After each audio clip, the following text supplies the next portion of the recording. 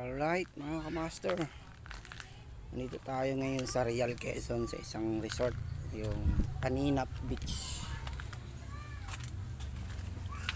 Tour ko lang kayo, medyo nag low tide na, nag low tide na siya. So ganito na yung itsura ng dagat, lumabas na yung mga bato. Ayan, mamaya mag high tide ulit yan, makakover ulit ng tubig dagat itong lugar na to. Pero so far dahil low tide, ganito yung itsura nya. So punta lang tayo dun sa dulo ng ledge na to.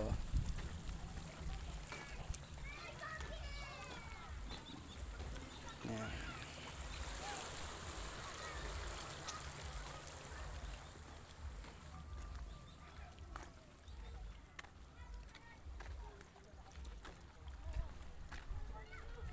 Dito nga pala to sa Real Quezon.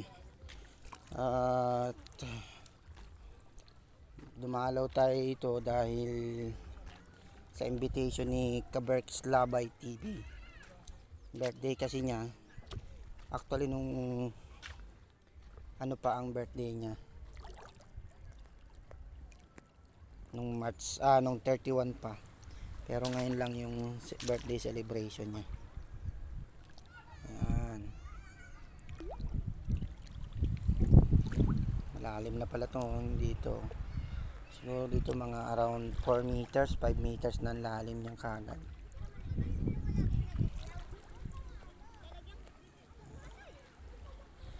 Sana pala nakapagdala ng goggles.